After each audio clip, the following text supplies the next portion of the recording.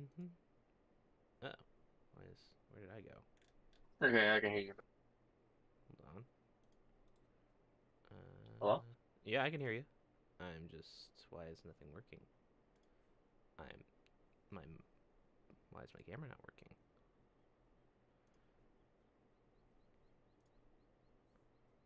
Oh, come on, man. Are you kidding me? It's not working. Ah, Jesus. You were perfectly working fine yesterday, and now you're just being a butt. Oh, there we go. Alright, hello, everybody. Okay. Hey, we My are... my my hair is acting annoying. Crap. Your hair is acting annoying? My hair is all curly and fluffy, and I had to brush it before we started. Ugh. How are you, Charles? Hello? Can you say something? Yeah, hello? Ah, I hear myself in your echo. hold on. No worries. No. Dude,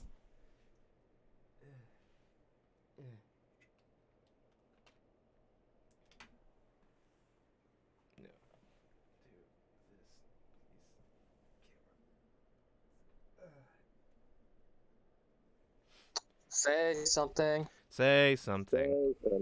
Why the fuck is the sound coming out of the... Oh boy.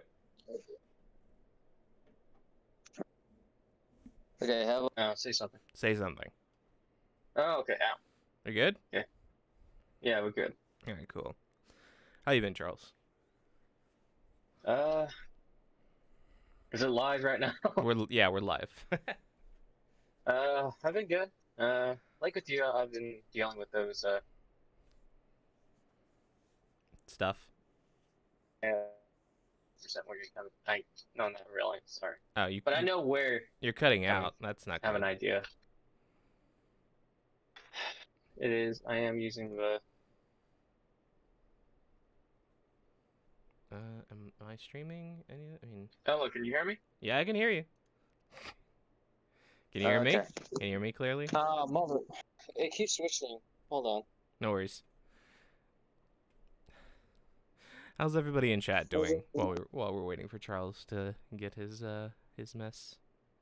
tech issues fixed? I'm back. I can hear you just fine. I don't know why it keeps like switching from phone audio to headset audio. That's Like it weird. keeps switching, but Hmm. yeah, I'm fine now. Okay. Uh, what have you been doing these past couple weeks since last we talked on the podcast?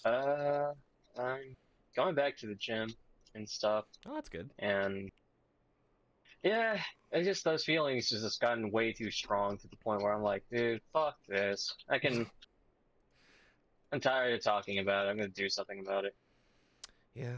I'm probably gonna pick up Ring Fitness again sometime in the near future just to get something going. I'm not even like expecting to be buff out of this. I'm just like, I need to be active. Mm. I need to be busy. Yeah, and those feelings were like, yeah, it's really personal. I don't want to get into mega detail into it, but Mm. uh, I don't think my some of my groups, I don't feel like the magic's there anymore. So Mm. I decided to move on, and yeah, going back to drawing, going back to singing, working out, and just focusing on myself. Good. Because my friend Jeremy's been doing that, he's been happy. Yeah. So I'm like, hey, why not do that for myself? Yeah. How about you, man? That's enough about me. uh, me. I mean, the last 2 days, just not been able to sleep well. But other than that, like, I've been doing pretty all right. Like I said, I'll eventually get back into working out. I just gotta push myself. Um, I hung out with some good friends this past week. I haven't physically seen in quite a few years, and it was just a really good day. And I think, like I told you before we started, I just realized like how numb I was to the loneliness I've been hiding. Because as soon as I left the house, there's just this giant like hole in my chest, and as I usually tend to do with processing emotions and unknown feelings, I just thought about it and thought about it and thought about it, and it just came to the conclusion. It's like, oh, right. I'm happy that I get to see people that I enjoy being around, and the loneliness that I've been hiding for like years and years and years, but like mostly just like over the course of this last year, is just showing up again. I'm like, oh, great, cool. But I'm not really dwelling on that, because like I used to dwell on that and it would get me really upset and depressed, because then I would want to schedule the next time I hang out, and maybe it comes off as me being too demanding and needy, and I don't want to portray that and put that out there just in case people decide to leave and not be my friend anymore, because it always feels like if I am demanding of people's times and wanting to hang out, it always ends up with them being them leaving, or them just not wanting to spend time with me, or it's just the idea of that just infiltrates my brain, and it just takes over, and I start talking to them and bothering them less, to the point where I'm like, basically I try not to set up things anymore unless it's like super important to me, like my birthday, or trying to get something going, like that snack stream that I did a couple weeks ago, just because I just know who I am, and I just want to be around people that I care about a lot. But I know people are busy. I understand that. Yeah. I just need. It's not that I'm not afraid of being alone anymore, especially after this last year. I'm perfectly fine with it, but just like with everything that's going on in my house, I really need the break sometime to just get out of here. It really is crazy. I totally understand that part. Yeah, other than that, I mean, I've been fine. Been streaming, finished Nier, and boy howdy, that ending E really does make up for the canonical ending that Nier Automata got. It's probably the most happiest ending I've ever seen in a Yoko Taro game. Really glad I did it, because it was well worth it. Really, really glad. I really hope people who like Nier Replicant and Nier Automata go for that ending, for all the endings, because it's well worth it. Very confusing because of what ending E entails and whatnot. I'm not going to be very vague about this, just in case. When it got to a certain point, I was just looking at the things that I was looking at on screen and just like going, what? Huh? What? How?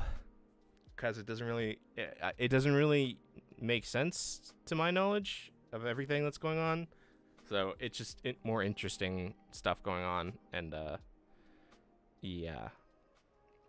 It was also interesting to find out who Kiera Buckland and Kyle McCarley were, and I was surprised by that. So yeah, that was fun. Resident Evil 8. Really?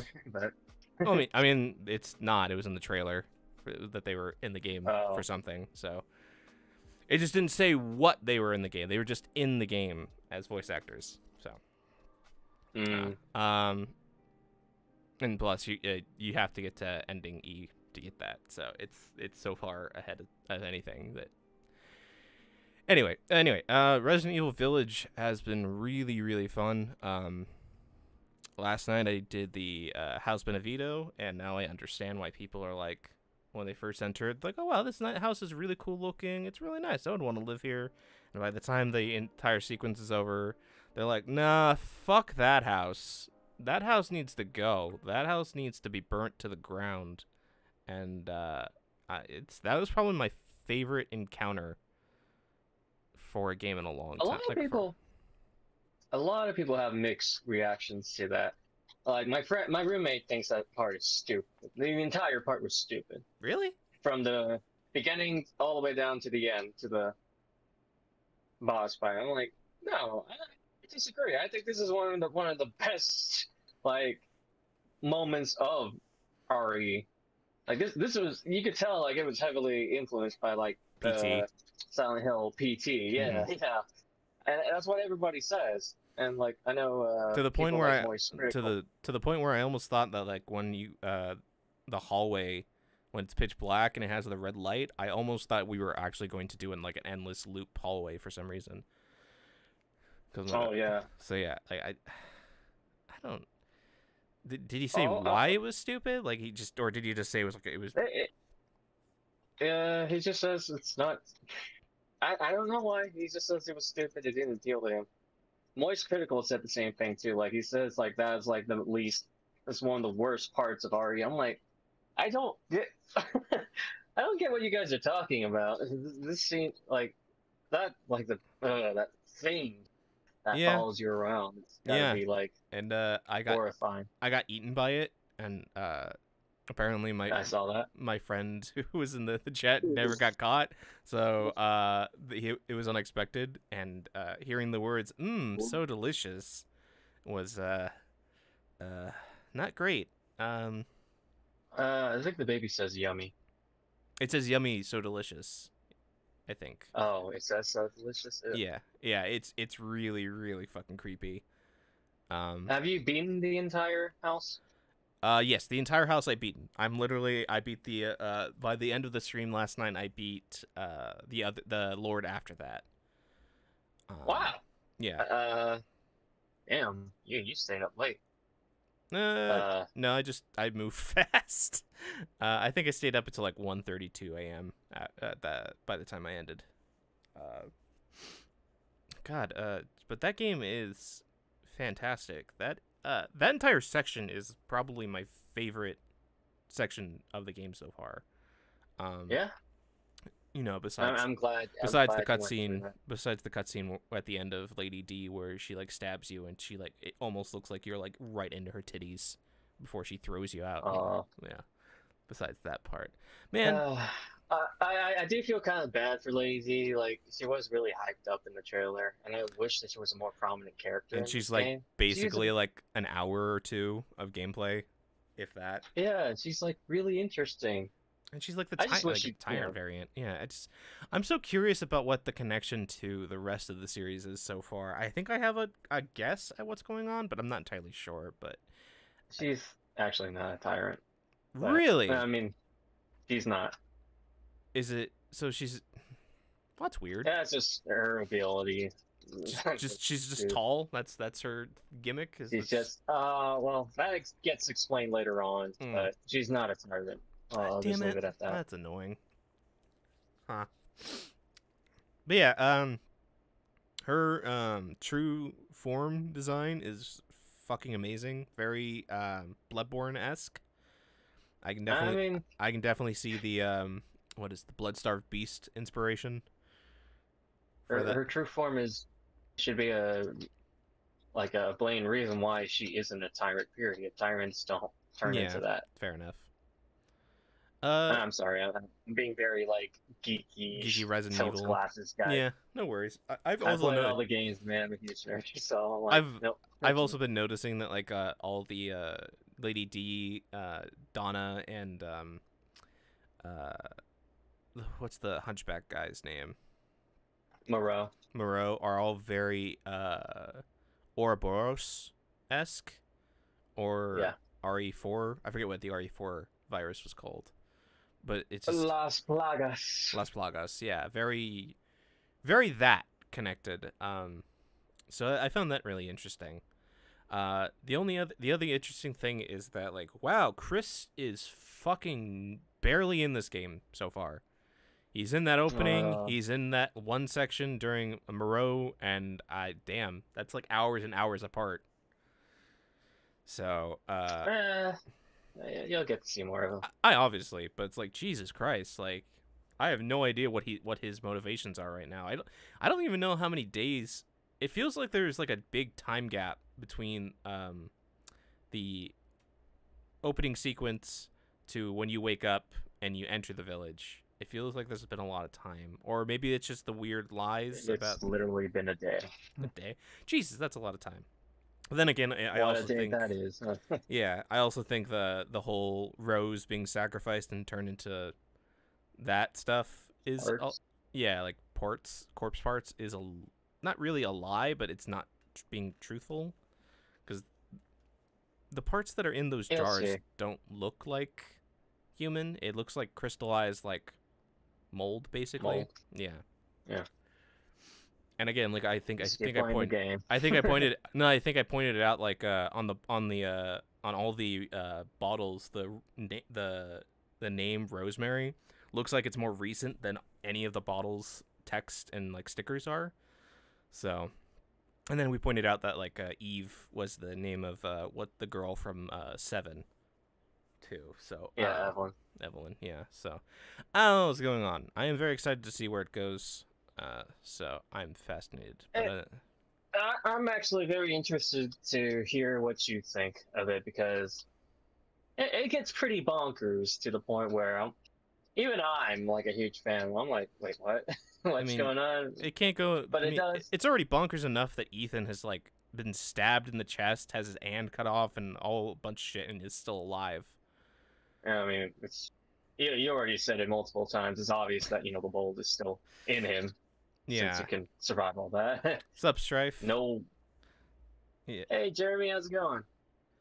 Yeah. Like there's also like the stuff with Mia going on, like why she's like weirdly freaking out during Benviento, and like just the stuff in the. That was a hallucination. I know that was a hallucination, but it's like it seemed like it implied that there was something going on before the opening.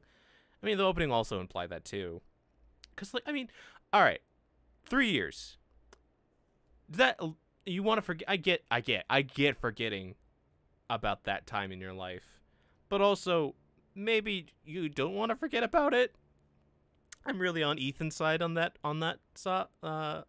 idea of maybe not just ignoring that couple of days in that house in Louisiana completely, especially when Mia is basically not great. She's basically a bioterrorist. Yeah, she basically was. She was with Connections in Seven, which is like an outside organization from Umbrella. So I'm like, yeah, we would talk about that with my wife, wouldn't it? It's like, hey, dear, I love you and all, but what's the whole? You're part of Connections. What's the dealio here? Yeah, I'm just like a normal engineer, software engineer. Like, you gotta like tell me what the fuck is going on. Man, poor Ethan. It's poor Ethan's hands. Jesus, yeah, Jesus Christ. What the fuck? It's like the devs are like having a big boner of his hands getting ripped off. Ripped off, chopped, stabbed, hooked. They were really went all out with it. Ugh. I'm sad that when he's like hooked. Yeah, I'm really sad that he hasn't regrown his to 2 fingers on his left hand. It's kind of unfortunate, but yeah, I don't know why. Even after the explanation and all that stuff, I still don't know why his hand doesn't regenerate. It's a little weird.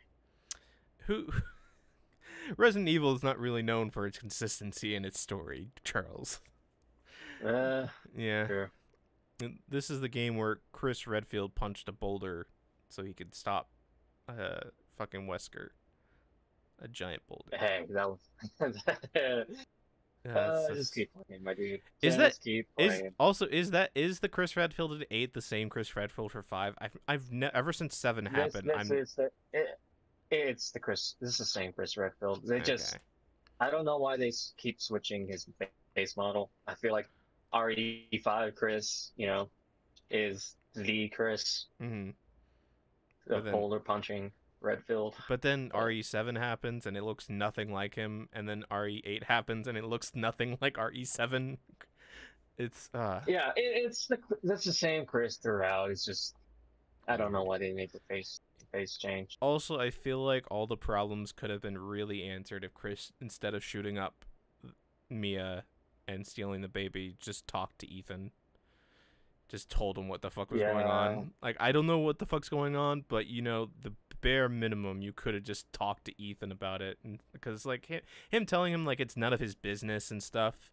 It's like, no, Chris, How's it not none of his business? you literally made it his business as soon as you shot his wife and took his kid. But Yeah, there's no way you. A part of me feels like that's just bad writing, and they just try to put it. it's so they can put it in misdirection. the trailer. It's misdirection at its fine, at like its easiest. But yeah, I guess.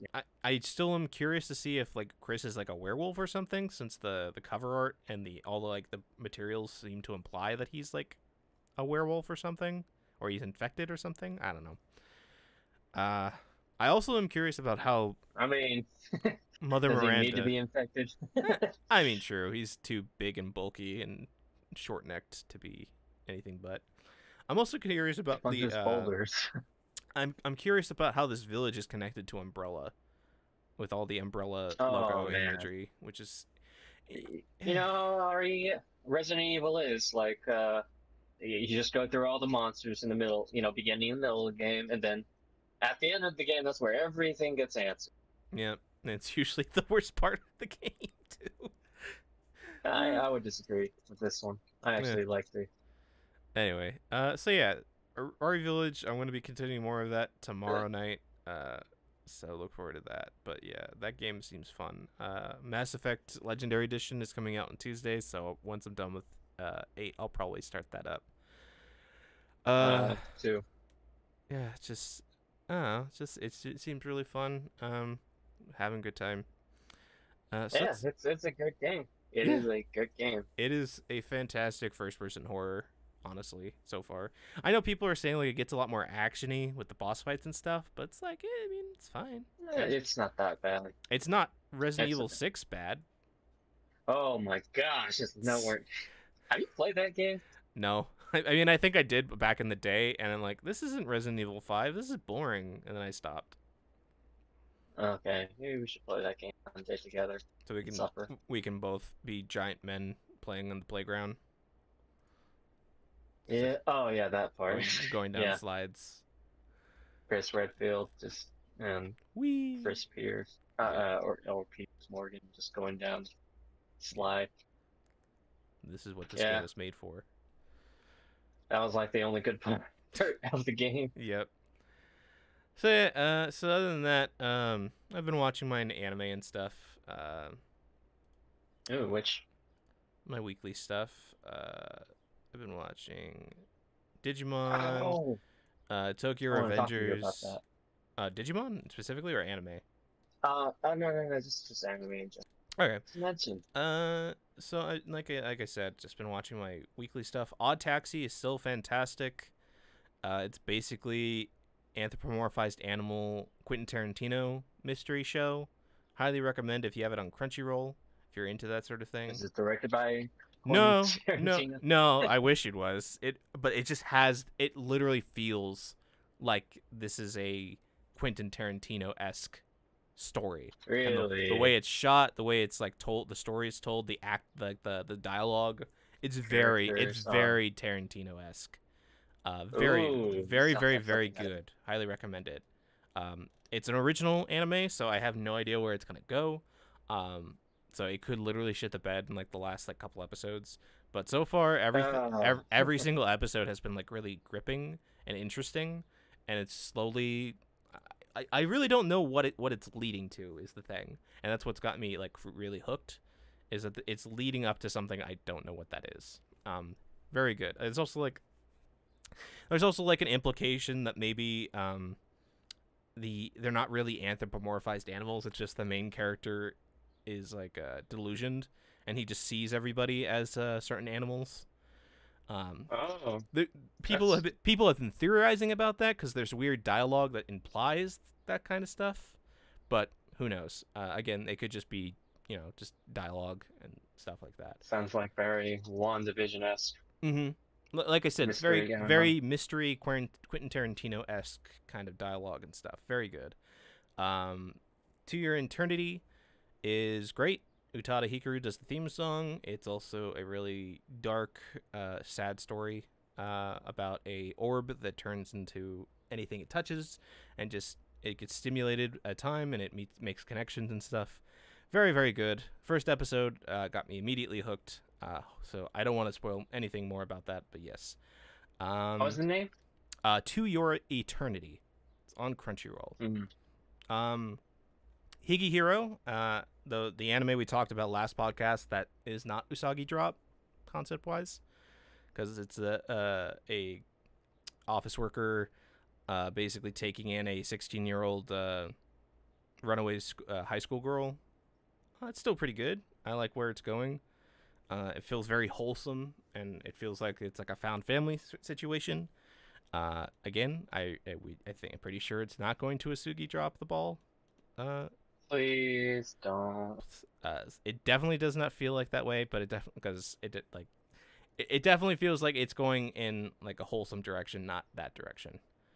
So yeah, if you like that, like not rom-com, but like a dramedy, not drama about like that kind of thing. It's very interesting. Well animated. It's very good. Anything else? Let's see. Fruits Baskets. It's Fruits Baskets. Tears of it literally is slight, like it's the final season of the adaptation. It's really good. Excited to see how it ends.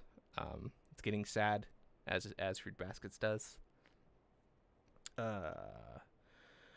Osamake rom-com where the childhood friend wins. I mean, it's a really dumb it's dumb rom-com anime where you find out that every single girl that the main character meets is a formerly childhood friend, so you're confused. So I mean, it's dumb fun. It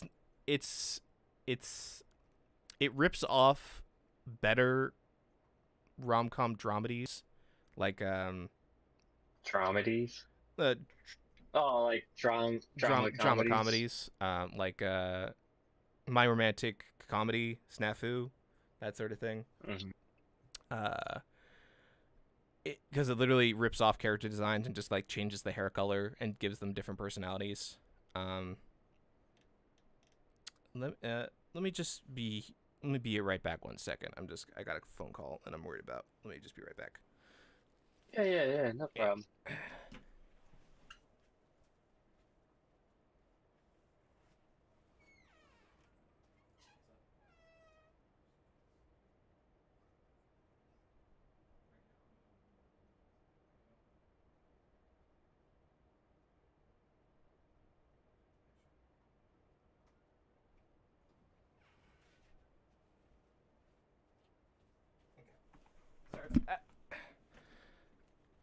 Yeah. So yeah, that's dumb. It's dumb fun, you know. Like it's just it's so dumb. But I it's just enjoyable. Zombieland Saga, really really good. Never thought I'd be into an idol anime, but here we are. I guess it just didn't know that I had to have the hook of the cast being zombies and whatnot. So Alexa, play Snow Halation. yeah, it also is actual like advertisement for Saga, the Saga Prefecture, or the city of Saga in Japan, which is great. Oh, there's a city named Saga? Yes. Apparently, that's what the original season was about. Was just a 1 season show from an idol anime that just to improve tourism to Saga, since the entire plot revolves around like this producer getting a group of zombie girls that are like either idols or like performers or entertainers from different eras, and making them into a modern day idol group, so that he can boost tourism and bring life back to Saga. And I don't think they expected to get a season 2, but now that they do, there's like this there's that plot line of just like I don't know how they didn't expect it. It was pretty popular. Yeah, and it because of that, it like the production on season 2 is like way better. The CGI looks better for the dancing and the models and stuff. The songs are a bop. I still think the OP for season 2 is weaker than season 1. The season 1 will always be like, that is one of the reasons why I got into the show, is just because it's such a catchy, over the top performance with like instrumentals and stuff. If you like if you like idol anime, you like Zombieland Saga. But if you don't like idol anime and you're interested in it, I highly recommend that show, just like I recommended last episode. How Not to Summon a Demon Lord, Omega Season 2. God, is that isekai ichi trash. If you like giant anime titties and just, bare bones isekai, watch that. They're at the end of each episode, they have a new artist do a title end card with the girls usually. I think like a couple episodes back, there was a really well-known hentai artist that drew one, and he did it very well. So there's that. I'm not going to say much more. It's not very, revolutionary. So I'm a spider. So what is still going on? Still very good. Still very good CGI from the studio that gave us Berserk 2016, 2017. Curious to see where it's going. It feels like the pacing is picking up a little bit. I'm still more curious about the spider stuff than I am with the human story, but they both have to connect, so I understand that. But yeah, it's still very funny, very good to watch, interesting isekai concept. So yeah. Yeah, and then Those Snow White Notes is a anime about the shamisen, which is the three-stringed like banjo, like really Japanese banjo guitar instrument that you hear in a lot of like Japanese anime and video game JRPGs and stuff. That is very good culture-wise. It's very interesting to hear, learn the history of it, and just hear the music of these performances with this instrument. Ugh, so good. Lot more. I mean, it's very kind of shonen a little bit right now. They're in the tournament arc kind of sort of setting right now, but it's not too shonen. It's just kind of, just a fun little story about shamisen.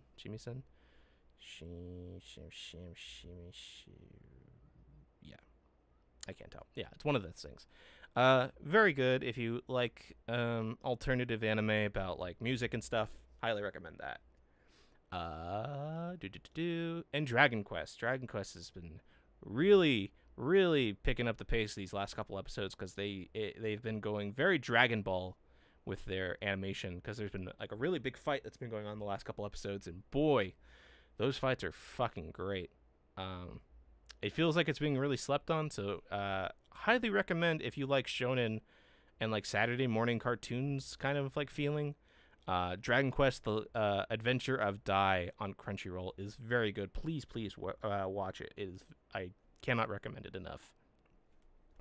My Hero, I haven't watched the new episode to this week, but let me see. Is it just the next fight? I believe it is just the match 3. Okay. It's season 5 is, slowly pacing itself, I guess.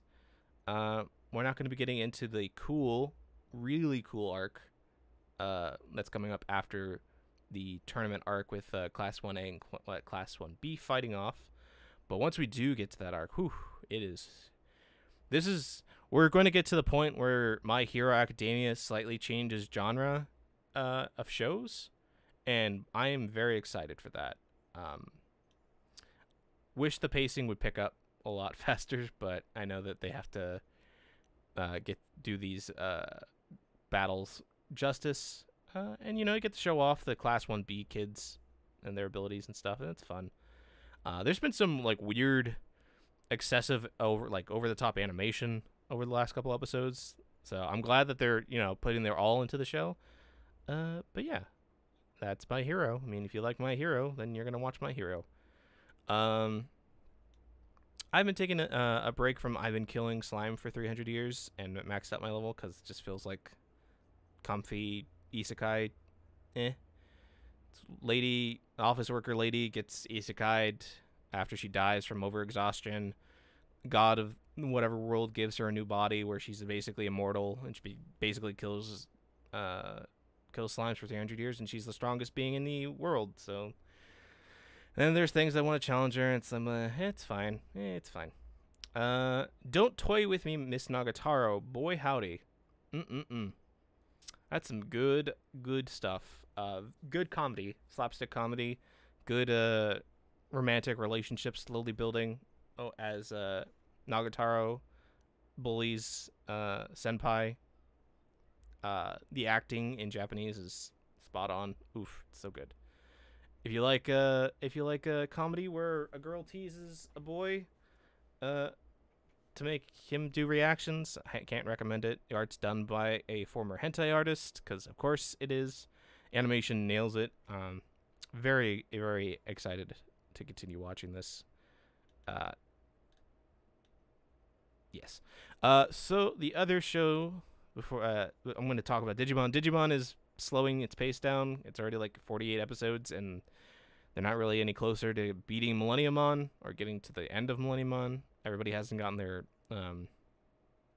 ultimate, no, their metal metal Wargreymon and Metal Garurumon are the only two, I think, ultimate Mega. I don't remember. As usual. Yeah. So we still have to get everybody else's. And it's basically gone to like Monster of the Week pacing right now. But I mean, it's fine. It's a good readaptation. It's new. It's fine. It's a good Digimon. It's harmless. Doesn't really do much. But the other show that I really want to talk about is Tokyo Revengers, because boy howdy, I just really like this show. It is really good. Basically, it takes the concept of Erased, where a kid just suddenly gets the ability to travel back into the past and change the future, because basically he hears about the one girlfriend he had back in middle school died because of a gang attack, and after hearing that, because he's basically a 25-year-old loser, he goes to the train station, he gets pushed into the train and is killed, or so you think. He ends up in the past when he's in the height of his popularity back in middle school, and he's still dating the girl that died, and he can't believe it, and so he's just like, oh wow, I'm just back in this life, it's just weird, my friends, man. And then he finds out, why the reason why he left them and all that stuff. And then at the end of the first episode, he sees this kid getting bullied by these three others. He beats the shit out of those bullies, and he finds out that the kid that was being bullied was the brother of his girlfriend. And, he just takes a weird chance because he's assuming it's a dream, and he tells the kid the truth, that he's basically, his sister's going to die 10 years from now, and that he should save her at all costs. And he shakes the kid's hand, and he travels back to the present, and hey, guess what? The kid that he saved is now a police officer, and the police officer tells him, hey, you time traveled back to the past, and I believe me and you are your connection with me is the reason why you're able to travel back at the past. It's really interesting. It's erased with the concept with fucking hoodlums. It's really, really good. I've heard nothing but good things about it. But yeah, doesn't pull like a whole pedophile. No, the main character being no. weird. It's I mean, it can't be pedophile. I mean, they're technically they're middle schoolers, high schooler kids, so it's a little bit more, understanding that he's back into his 15, 16-year-old body, so it's not nearly as bad. But he does, the interactions he does have with his girlfriend makes him realize that he really fucked the pooch on just abandoning everything and to get away from his problems. Because basically the reason why he left his friends and his girlfriend was basically that him and his group of friends got involved with a larger gang, basically, and they lost and basically were treated as slaves for the next couple years. And so he drops out of school and he moves far away so that way he can get away from his problems. But yeah, his girlfriend basically is like the only good thing in his life, because apparently he doesn't have parents or something, because he comes home like in the first couple episodes beating the shit out of, and nobody seems to like notice or whatnot. I guess that'll probably be explained in the future episode or something. But it's really good. The mystery is really good. It's really well done. So hopefully people will watch it. Tokyo Revengers. And yeah, other than that, that's basically what I've been doing. I've been streaming and I've been watching anime and YouTube. That's basically what I've been doing the last couple weeks. Okay. Yeah. Cool. So you wanted to talk about something? Oh yeah. I caught up with Jujutsu Kaisen. Ah, yeah. What'd you think? Damn, that was epic. Right? Like, the end, the last fight, the music and everything. Ugh. I watched that like more than 20 times just because like it was so good. Especially what's her name? What's her name? I know you're talking about. She did the Black Flash. Well, she did the Black Flash, but she also is like, oh, this is my new technique, and she just like the animation of her just snapping her fingers and the blood spurting behind her and that crazy grin on her face. Oh, it's so good. Yeah, it's so badass. Now that's how you write this. That's how you write Female characters in like shonen. Yes, you get so embarrassed about putting fan service into your series, so that because your parents might see it, you just don't do it, and you just write better female characters. That's how you do it. Yes. Exactly, and they don't just sit back and cry like, another well-known character. Mm-hmm. Who does nothing. Soccer. I think you already know who. Yeah. Yeah, that show is fucking phenomenal. Mappa really knocked it out of the park. I think that entire last 10 to 12 episodes of that first season are just some great fucking animated sequences. The fight with the forest spirit, Gojo just unleashing the power of quantum physics. He's just so OP. He is. I mean, like he said, he's the strongest Jujutsu sorcerer, and that's why all the bad guys are focusing on taking him out. Yeah, they're like, oh crap, Gojo's there. Gojo's there. We can't do anything anymore. Because Infinity is just so. It's also just Infinity is just ridiculously overpowered at the bare minimum. Just having the space between physical Gojo and anything around him, and basically he has full control over if you are allowed to touch him or anything. It's nuts. It's absolutely crazy. Itadori is probably one of my favorite shonen protagonists, just because he's almost gone from Hunter x Hunter, but gone during the Chimera Ant arc, in which he's basically not the shonen protagonist anymore. He's a deconstruction of it, because I prefer that kind of shonen. He's very much not he is a happy-go-lucky dude and is willing to protect his friends, but this dude his concept of him having to come to terms with killing beings and stuff is very interesting, and because he has to understand that, otherwise he's going to die. But also just the anger inside of him that we know from when he lost his friend during that arc is just oof. I'm so excited to see where season 2 goes, because apparently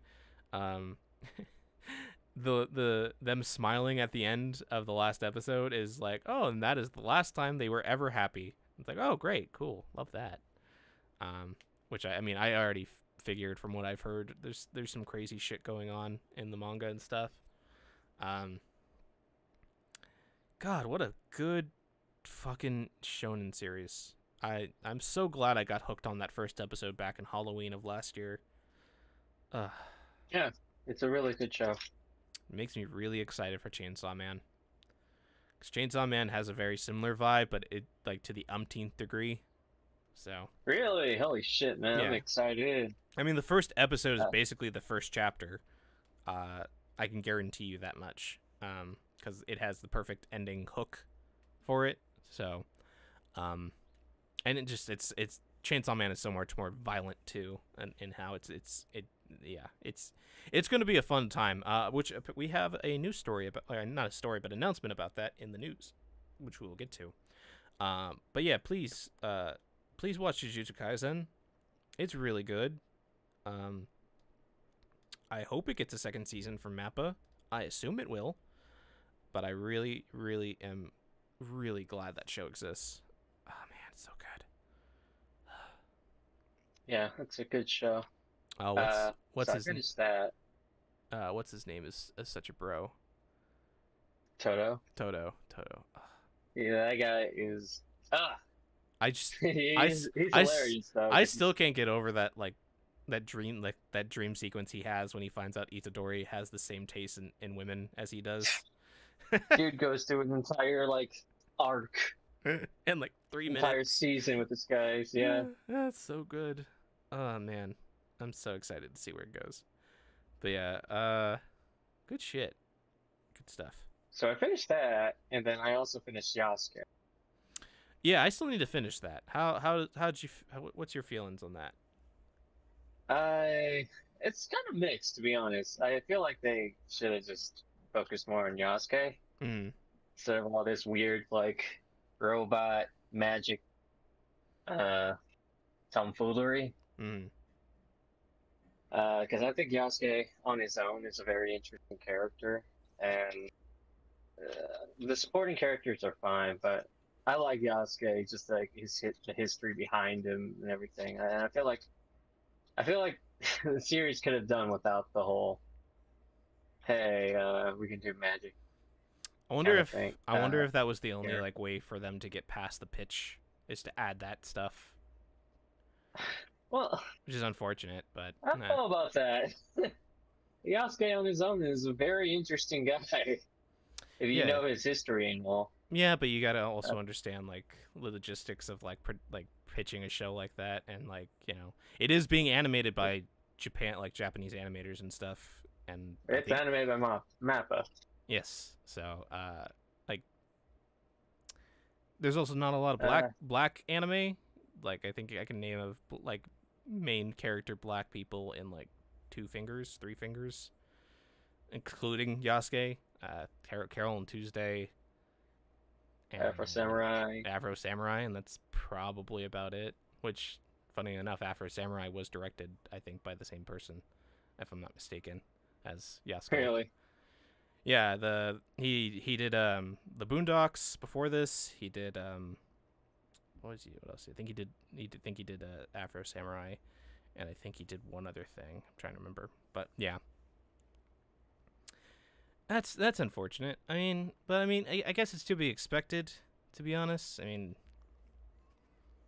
The best parts, in my opinion, from what I saw, was the backstory of Yasuke, and seeing him interact with Nobunaga, and that's what I'm talking about. I should have just focused on Yasuke's life.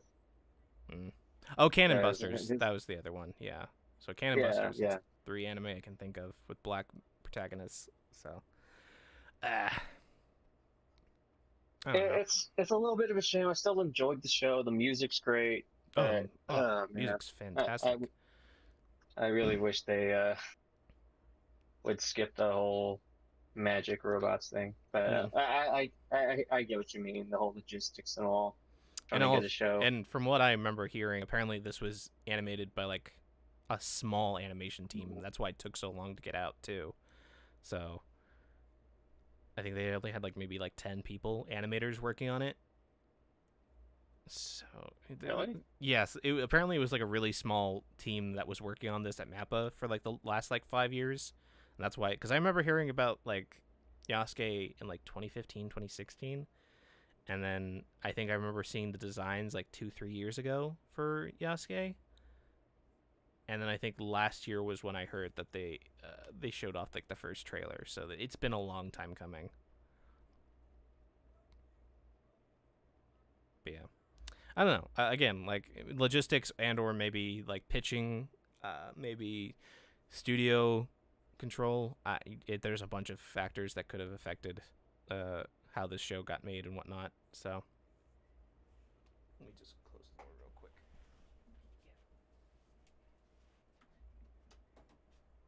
Well, That was cool. And I also finished Castlevania Season 4. And if you haven't watched the Castlevania anime series on Netflix yet, you're missing out. Yeah, I need to catch up. I think I haven't watched seasons 3 and this one. Right, this is the fourth Oh, you're season. in for a treat, my dude. You're Yeah. in for a treat. I really like the last fight of Season 4. Oh my god. Yeah. The people who animate, I don't even know the production team, the name, but whoever animates Castlevania, my gosh, what is your budget? Every freaking like frame I see is like you can put it on a poster. I definitely heard that the budget went up for production for season 4 because apparently the animation's even more over the top. Oh, on the last fight, oh my gosh, it was like I was watching not even like a movie, it's just like paintings. Jesus. Like, how did they get the budget to make this? Netflix money, guy. My dude. Infinite Netflix That money. is a lot of money. Yeah, probably. That is a lot of money. But I highly recommend watching the Castlevania series. I feel like season 3 is probably the weakest out of all the 4, but it does lead up to 4, which Yeah, because I've heard there's like weird moments in 3 that just don't really go anywhere. So I'll give it back. yes, I really like season 1 too. Don't get me wrong. Season 1 is fucking. Oof. Season 2 very is short season. well, I was always of the mind that season 1 was basically a movie that just got separated into parts.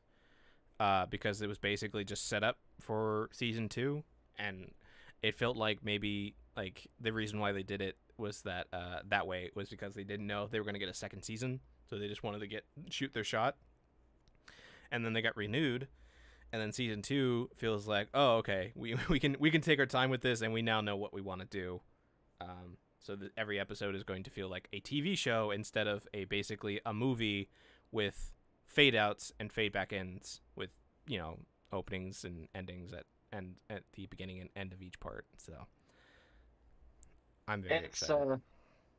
It's good. I recommend you watch it. I want to watch Odd Taxi next too. You should. It's only like you're saying it's Quentin Tarantino in anime. I'm like, oh, what the hell? You will literally understand once you get to the episode and they start talking about fucking what's his name? They start talking about a musician and saying his name over and over and over again, but it's in Japanese, so it's just it's not English. It's just that Japanese pronunciation of English names. Weird Al Shane El Tenement, and they say it like 3 times in a row. Yeah, it's like a JoJo kind of thing going on. It's yeah, kind of. It's Tarantino. You'll understand. You'll understand what I mean by it's Tarantino by the time you finish the first episode. If not by the second. I am excited. Yes. Anything else you've watched? I'm watching Dragon's Dogma right now on Netflix as well. Oh, what do you feel about that? Oh, did you play the game originally? I haven't played the game. Okay. No. Let me just tell you right up, the game is way better than the anime.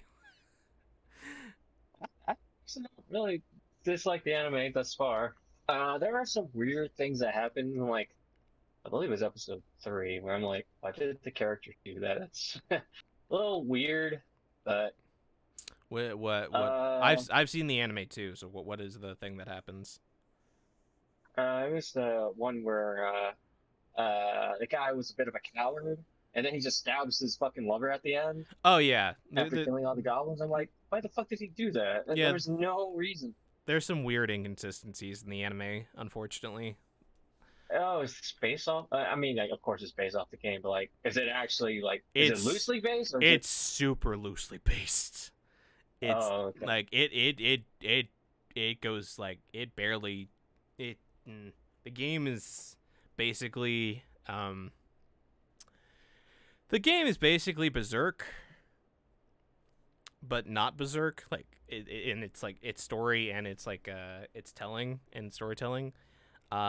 The anime is basically not that, and it's just a really not great retelling of the story, and they gloss over a lot of stuff, and it's Oh, that's fine. not good. It's like a fun watch, but it's not like a great adaptation of the game story at all. Uh, But if you're having fun with it, at the very least, enjoy what you enjoy, because that's what I did. I enjoyed it for what it was, not yeah, for. I enjoyed it for what it was, but I never played the games. But Highly recommend the game. That's It's very, like I said, it's very berserk. It's very much berserk in its tone and its story. just depressing. Depressing, but Berserk like, is- but it's like it's just dark, pain. dark fantasy, medieval fantasy. No. Kitty cat. That's it. Okay. And I think I'm there's interested. I think the weapon you can even get this weapon as one of the weapons you can use, but I forget. If that's Literally, like every Dark Souls, Bloodborne-ish, the Soulsborne games, you Yep. can just get a Guts weapon. God, Berserk is such an inspiration of so many good franchises. Yep. I mean, That's a yeah. good reason. Yeah, it's really good. It's really well, like, drawn dark fantasy. So If only if there mangaka was only if degenerate. just only if there wasn't idols, we would Yeah. have that story finished like 20 years ago, probably. Yeah, it's so sad because you have such a good premise, and it's just this guy just keeps playing Idolmaster. Yep.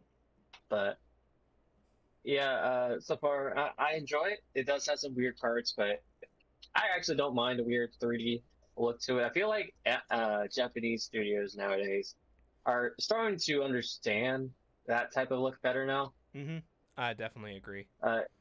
It's not do. I mean, at times it does do that weird choppy animation thing where it's like 15 frames per second. Mm-hmm. But it's so it's only in a few shots, but the rest of it actually feels like I'm actually watching like a hand-drawn anime. Like the models have gotten improved and everything. Yeah, The action is getting better. You can definitely see the improvement that Japanese CGI has gotten over like the last 5 years, because you literally watched like Berserk 2016 and compared to this, and you're like, wow, that this is literally this not the same studio, but it's like this is the same country that is outputting this type of stuff. I mean, even watching Attack on Titan the last season recently, even with the CGI, I still think that the CGI is well done. And I think the CGI for Attack on Titan allows you to feel the weight and the destruction of the Titans a lot better than the 2D stuff, just because you have a physical realm that you can fully understand how big the destruction is. Oh no, your mic crapping out? Uh-oh. Well, that's not good. Technical issues are the bane of all of our existence.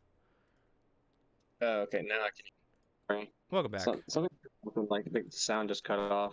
Weird. Say something. Can you hear me? Yeah. Okay. Yeah, CGI has gone a long way in Japanese media, I would say. It's still garbage in live action with the B tier movies sometimes, but wait until you see the Lupin movie.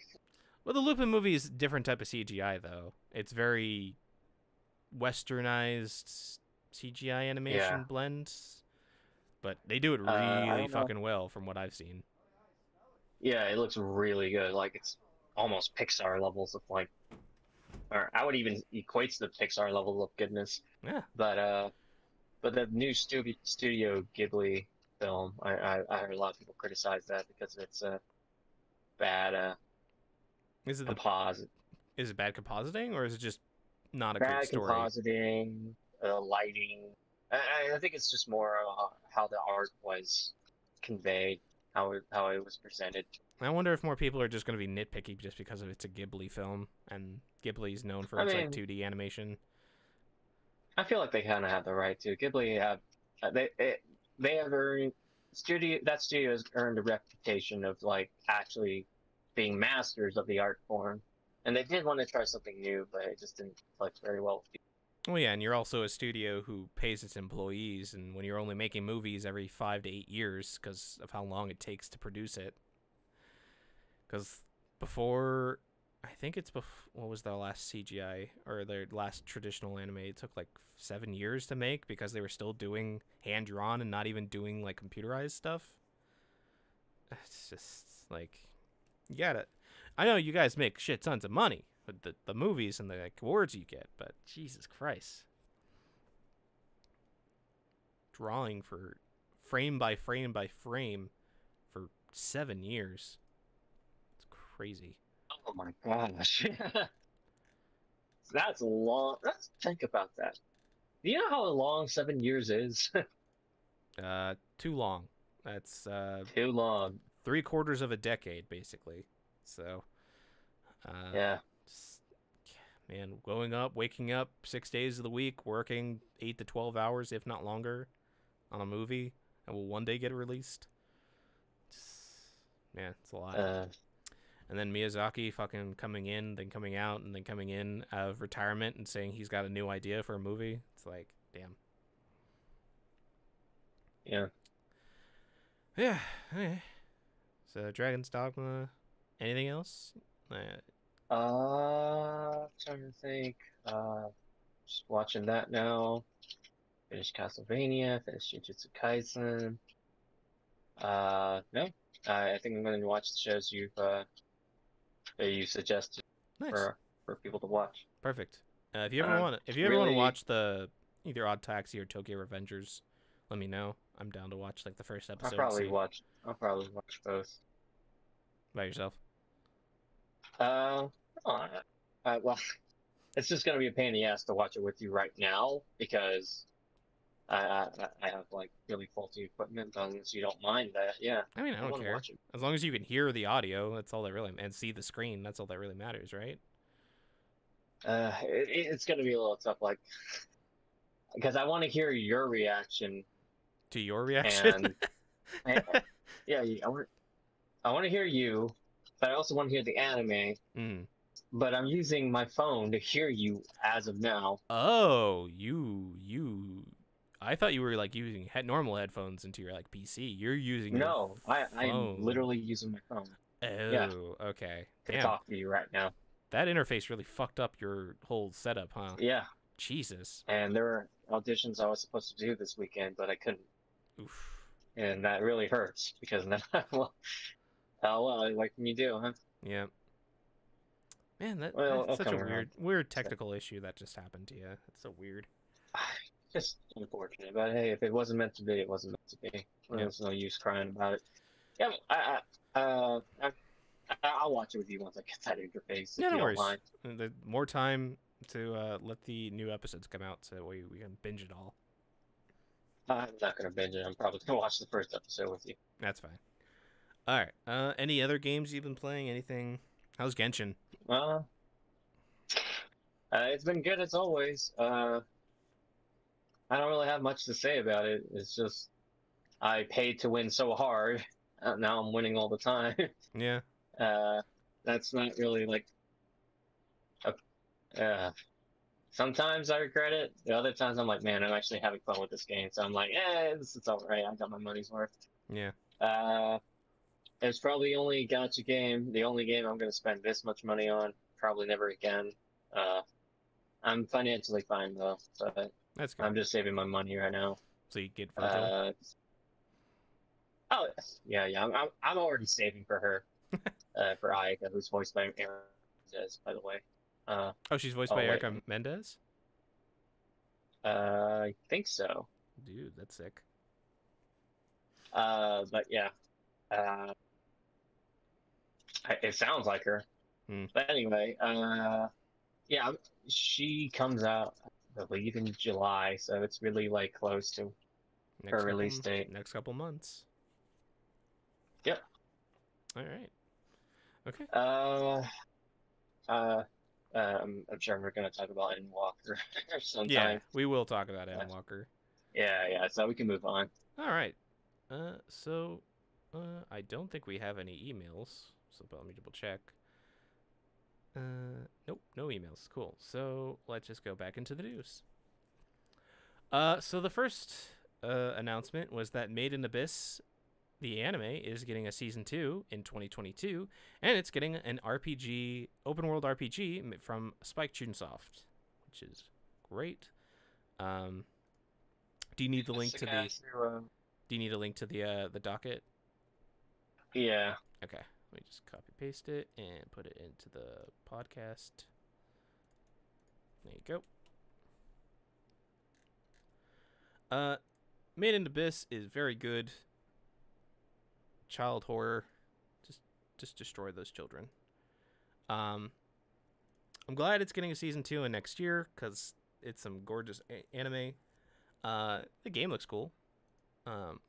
Is this like a French animation? Or Uh, I'm getting mixed up with another one. This I looks like a French animated no, I don't think show. so. I think it's made in Japan, to my knowledge. Mm. It just has a It just very looks like arts, just looks like very soft, very I don't know how to describe it. It is Japanese though, I'm pretty sure, because okay. it's based. Its art style reminds me of an Yeah, French anime. yeah, I could see that. But yeah, it's getting a game made by Spike Chunsoft, who's known for the Danganronpa series, amongst the escape The Nonary games. Yeah, the Nonary games. Open world RPG, cool. I mean, the game, the anime is very much in that.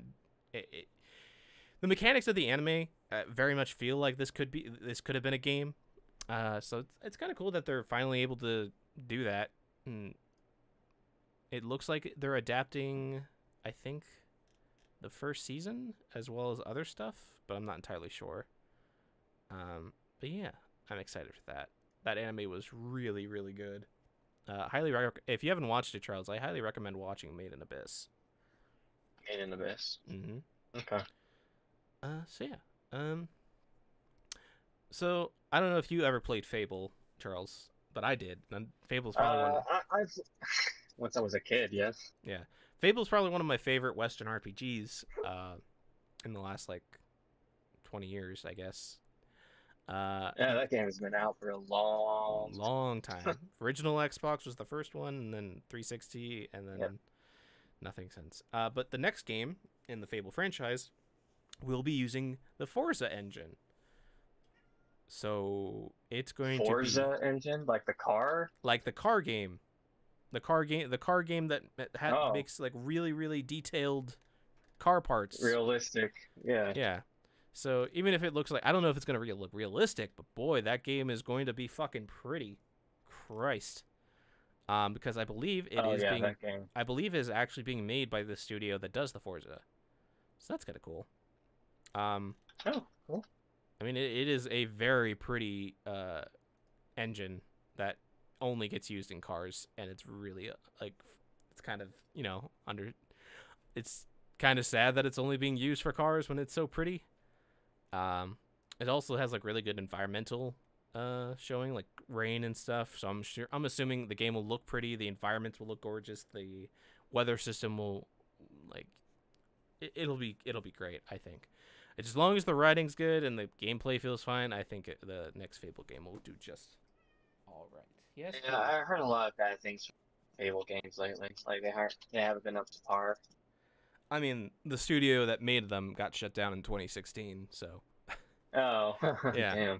Damn. Fable 1 is basically is really good. Fable 2 is really good.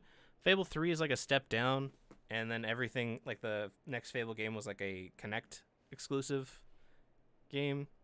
Oh. And then the game after that was was interesting concept wise, was basically a 4v1 dungeon crawler, where basically one player had an overall map and basically was the dungeon master and would create traps and stuff and spawn monsters and stuff, and it was really, really interesting concept wise, but apparently it sunk, it just gobbled up so much money that apparently Microsoft just canceled the project and then shuttered the studio.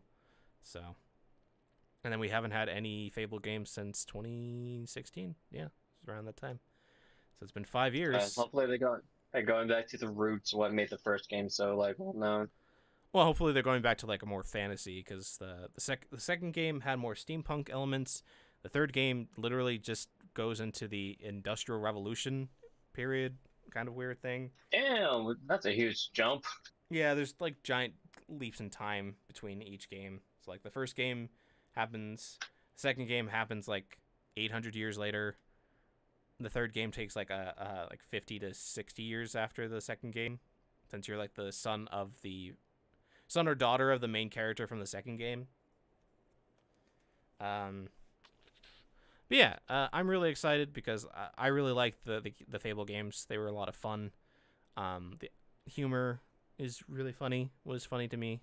British crude humor, but also like the snark and stuff was really good. Aren't you known as like a chicken boy or something as one of your titles? Yeah, you can be chicken kicker. Uh-huh. You kick chickens. Yeah, like the whole like expression things was really cool. But yeah, yes, kitty. Yes, I know you would like attention. But yeah, I'm excited for the next Fable game, especially with this news. Wonder if maybe we'll hear about the game, since it's been in development for at least 3 or 4 years at this point. If we'll hear about something at E3, which would be nice. That's only in like a couple weeks. Do you realize that? Like it's yeah. Gosh, time flies when you're still in the pandemic. Yep. I might also be looking into co-streaming that, just a heads up, but I will let everybody know if that's the deal. Yeah. So this was news, and then they announced it. So Judgment's sequel got leaked via the Japanese PlayStation Store, and then they confirmed. And then I think they confirmed it like a day or two later. It's like, yeah, it's coming out on like September 23rd or something, or September 1st or something. Yeah, it's a sequel, and then they confirmed that also Judgment will focus on Kamurocho and will be the traditional beat 'em up, and the mainline Yakuza series will be turn-based, which I called, and a lot of people called after how well Like a Dragon did. And it just made the most sense, because then you would literally just still literally reuse Kamurocho just still for like just change. I mean yeah, it's crazy that they've been reusing it, but they have been changing it up for over like the last like 15 years. There are like which is really impressive that they change it as the time goes and like businesses close. In fact, Don Quixote no longer exists in Like a Dragon, since apparently the contract that Rio it actually was a real store? Holy cow. Yeah. Don Quixote is a really big, well-known, famous chain store in Japan. And apparently the contract for it showing up in the Yakuza series ended before 7, or like aka Like a Dragon, and that's why that building is no longer there in that game. Huh. Yeah, they got turned into a police station, I believe, if I remember correctly. But yeah, basically, cool.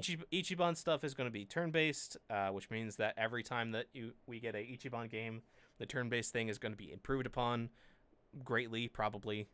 I can only assume. And every time we get a Judgment game, we're going to get the Dragon Engine combat system, like hopefully like Kiwami and Zero, and just it gets improved. Because while I did like Judgment's combat, it definitely felt not nearly as good as Zero's version, like with Kiryu and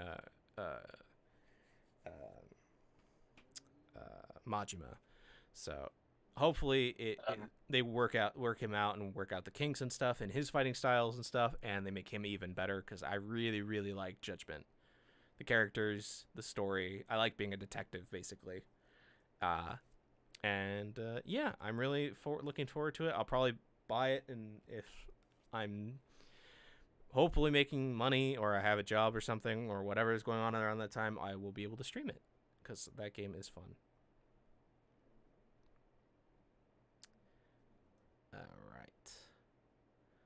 Alright. Overlord, for you weebs, got its season 4 announced, and they also announced a movie is being in production. It's been like 3 years since the season 3 ended, and it's one of the good isekais. So I'm really excited for this. Basically, MMO player gets VR MMO player gets spends last minutes of the game that he and his guildmates have played being shut down. The servers are being shut down. Hangs out as the clock ticks out. Assumes that he's gonna get kicked out, but then he opens his eyes and sees that he's still in the game as his character. And yeah, it's really good. I highly recommend Overlord in general. I'm excited to see where the movie and the season 4 take place. And yeah, not really much else to say. Good stuff. Good anime. Good anime. Cool beans. So Kaguya-sama, Love is War, is getting a few OVAs that show off a more lewd side of the characters. And by lewd, I mean basically the OVAs seem to have a lot more fan service, and also seem to be revolving around the two boys, the president and the secretary, finding a porno mag or something, and I guess their imagination goes a little bit wild, and they're trying to hide it from the two girls or something. Kaguya-sama is really, really good, really, really good comedy. So this just looks like we're getting more of that until season 3 comes out, which I think is coming out next year. So yeah, not really much anything else to say besides that. I was unexpected that it's more lewd, I guess. But if you watch the trailer, it's like they are heavily going for that fan service aspect of the OVAs. Also, these are anime original, so these are not manga connected to the story-wise. So, yeah. If you like Kaguya-sama, more Kaguya-sama's coming out, and it should be interesting. So this is going to be a little interesting. During Ubisoft's financial call, it says that they're shifting focus away from releasing 3 to 4 major AAA titles a year to more high-quality free-to-play games. Which, if you know Ubisoft, is kind of weird because they do make pretty decent games, but a lot of their games feel a lot of samey for a lot of people. Yeah. Open world, lots of like things to do, quote unquote. I think Valhalla is probably the best of the games they've released in that genre so far, just because of the world and everything. But yeah, they're on the earnings call. They're basically they're still going to release AAA premium games, but they are looking at producing like almost AAA quality free-to-play games. And I think one of the people I've heard talk about this is basically Ubisoft is chasing the Genshin release. They're basically trying to make their own Genshin. What? Because Genshin is free to play and makes big money, and it's also like AAA quality. Yeah, but it feels like a game first and a gacha second. Yeah, which is what they said that they're going to be. They're basically, yeah. I mean, basically from what I've read, the free to play part of their revenue is becoming a larger share of the revenue. So that means they're going to be focusing on that a little bit more. But that means they're not going to like drop traditional paid games like Assassin's Creed and stuff. In fact, apparently they're going to be focusing on Valhalla's post-launch content a lot more in the future now. So that means we're going to probably get another couple things of DLC after the first season pass is over. Which I mean is fine. I mean more Viking is good for me. I like that game. Yeah, they're also expanding the Division with a new free-to-play and mobile game, a version of it. So it just feels like we're probably going to get a lot more free-to-play stuff of like the different franchises that Ubisoft has, and hopefully they'll make a Genshin-esque free-to-play game with whatever IP they decide to go with. I don't know what would be a good Genshin version. Maybe an Assassin's Creed game where you have like the different countries and stuff and whatnot. Maybe, I don't know. It's gonna be hard to go against. It has a lot of endearing characters. Yeah, and yeah, I don't know. You'd have to. They have so many IPs, they could probably figure it out. Other than that, as well as that, they about the Assassin's Creed stuff. Far Cry 6 and Rainbow Six Quarantine are releasing by September 30th. Amongst the other games like Riders Republic, the expansions, I believe, for The Division. But they also announced that they have no AAA games scheduled for release during the second half of the fiscal year, which includes the Christmas season, which is kind of worrying. But I'm assuming that they're probably going to announce that at E3, possibly. Oh yeah, the Skull and Bones game, which was like basically, what if we just focused on the pirate, the pirate aspect of Assassin's Creed 4 and just made that into a full game, got delayed again to next year. So it's like the third or fourth time that game has been delayed. So I was really looking forward to that game because I like the pirates part of Assassin's Creed 4 was probably like my favorite part of that game. So Yeah. I mean, as like Miyamoto has always said, a delayed game will eventually be good. So as long as it doesn't get canceled, I'm fine. But yeah, and they're expanding the post-launch program for Valhalla because apparently it's like their best-selling in the entire franchise since like I think Assassin's Creed 2, which makes sense. Because it seems like they actually tried. Yeah, and they were working out the kinks with the last two games, and this definitely feels like it's the best out of the three. Story wise, gameplay wise, all that stuff. But yeah, I'll keep an eye on what Ubisoft does. I don't know if they'll make anything as nearly as interesting or as addicting as Genshin, but you know, maybe they'll make something nice.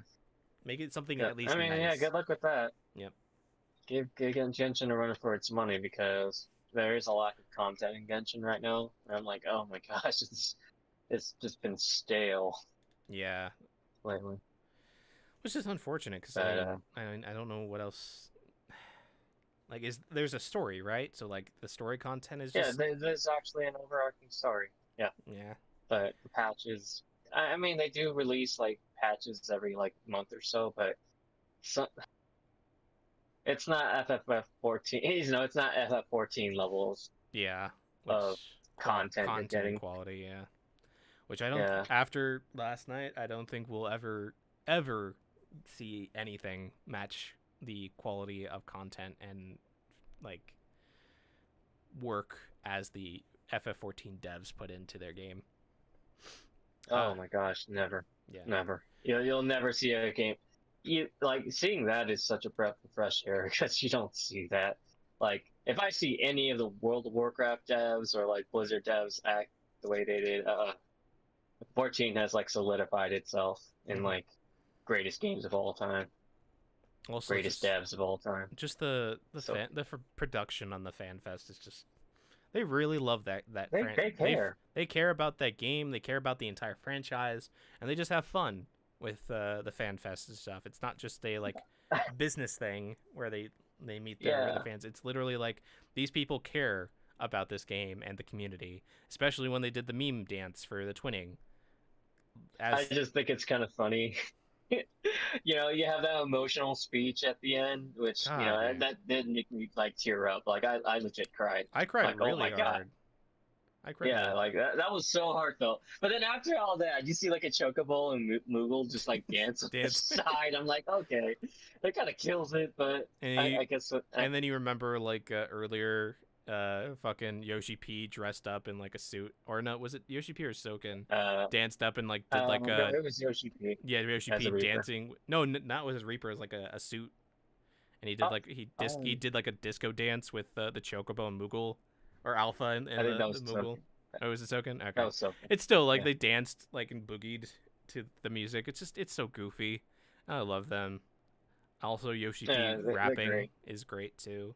Oh, so good. But we'll get to more about that towards the end. Yeah. So there was leaks for the PSV 5 VR that came out like a week or so ago. That console's been barely out and nobody knows. Nobody even barely anyone has it. Yep. So this new PSVR is going to have 4,000 by 24 pixel headset, which is 2,000 by 2040 per eye resolution. It's going to have gaze tracking and a lens separation adjustment detail, which is a feature that you can see on the Valve Index headset. The 4K resolution is a huge step up from the original VR, which only featured a 960 by 1080 pixel per eye. Eye tracking within the headset will allow for foveated rendering, which allows the VR experiences to reduce the quality of rendering in players' peripheral vision, essentially allowing for developers to increase the quality of what players actually see. It's also going to have haptic feedback, which is going to be implemented via a motor in the headset, which complements the headset's new controllers, which also feature haptic feedback. Onboard camera, track the position of the controllers, reduce the amount of peripherals needed to make the headset work. And it will be connected to the PS5 via a single USB-C cable, which is, not great because you don't want any cables for VR, but at least it's only a single single USB-C cable. It makes sense. I mean, all the power needed to have a headset that huge on your head. For a console, yeah. Trying to make graphics nice. Like, you can't help it. Later on, when we get probably better batteries, and gotta make it wireless and make the controllers gloves, and that's all you really need to do. Oh, it'd be so good. I can't wait for that. Yep. That and full dive. Yeah. Full dive technology. If that ever will exist. There's no announcement for when these are coming out, but we can only assume that it'll probably be in the next couple months. If not, Sony will probably announce it during, since they're not part of E3, they'll probably do it during their, state of play or something that they do around the same time. So, yeah. I can't really do anything about that since I don't have a PS5, but Chris and Will can hopefully get that, and they can tell us what it's like. They get it. Yeah. So going back to Yakuza, apparently Yakuza 7, Like a Dragon, was the best-selling game in the entire franchise, and Sega also wants to expand Atlus game releases, which means... Yay! Any Atlus game that's coming out... Sorry. No, you're good. Any Atlus title that's going to come out, they want basically same-day release worldwide, is what it looks like. And yeah, they also mentioned that, it's the 7 is the first game to fully support multi-platform, and it did really well. So yeah, it's the most hit title in the series. It's successful on global scale. There's also devoted to the big title development. It's difficult to make a profit. I'm so glad Yakuza is getting the praise it deserves. It's such a good series. It really is. And Ichiban is probably the most likable worldwide character I can see. Kiryu, yeah, he's the meme and he's the stoic character, but I think Ichiban... Majima needs some love too, man. Majima too. Majima. But Ichiban as the main protagonist, I think is going to be the most well loved and worldwide kind of It was voiced by Nishiki, voice actor, by the way. Yeah, because everybody loved him so much. Yeah, because he had no work after 1 and 0, so he's a good voice actor. And he's voiced by in English by Kenji Tang, right? Yeah, I think that's Kaiji Tang. Sorry, who does a great Ichiban with his himbo voice. Never forget Ichiban yelling at a sign to open up because the restaurant was closed. Never forget. But yeah, good for them. Atlus is going to be releasing all their games probably in the near future worldwide same day, if not close to same day as Japan release. So yeah, and apparently there's also a Sonic game that's in the development too, according to this report. So yeah, good for the Yakuza team.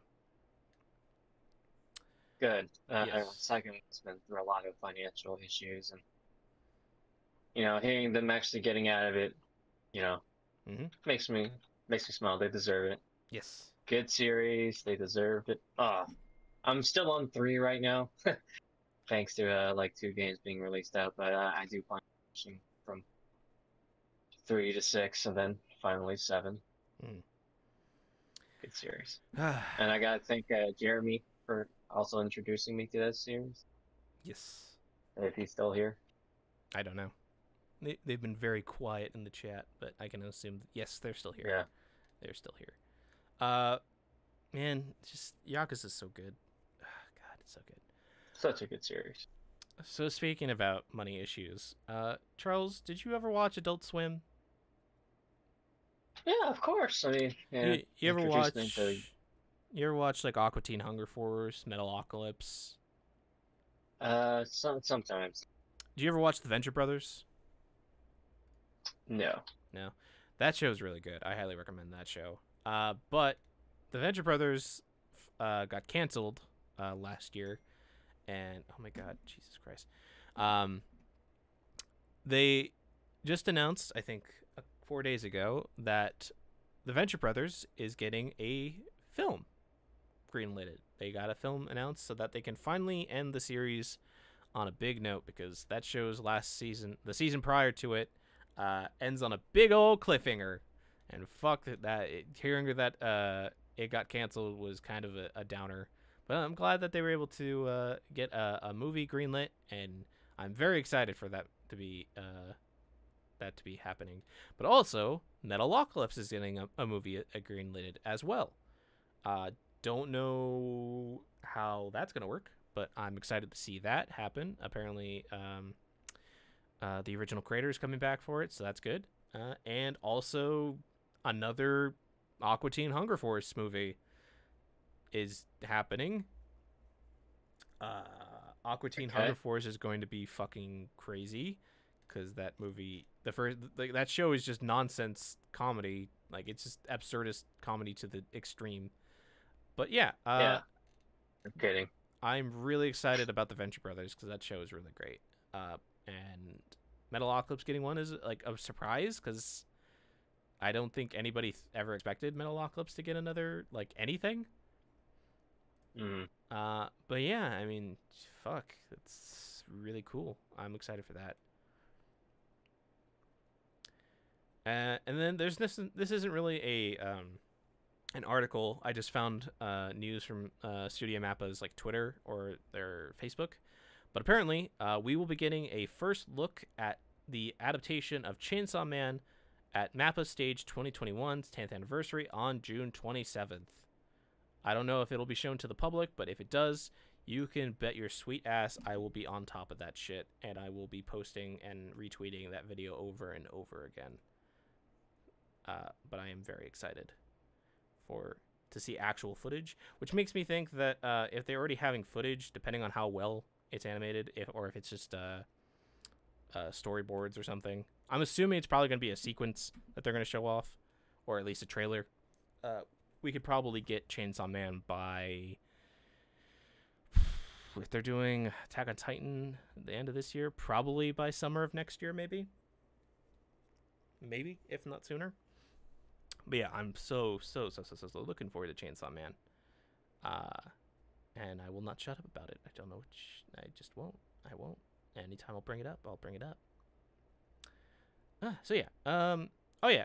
So a couple days ago, as of Friday, Target will no longer be selling Pokemon and sports cards, trading cards in the stores, due to from what they're saying, because to protect the safety of their staff, because from what I've heard, people would get rowdy over collectibles, like physical collectibles like Pokemon cards and sports cards.